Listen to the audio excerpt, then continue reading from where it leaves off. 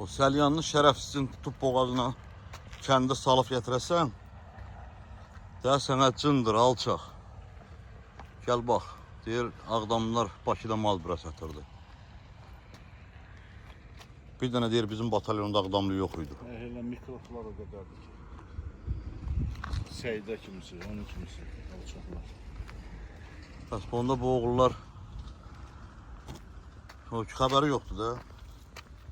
Xəbəri yoxdur. Özü bir yönlü bir şey olmayıbdığını ürək bulandırır. Allah hər birinə rəhmət eləsin. Hər birinin ruhu şad olsun. Hamısı qəhrəmandır.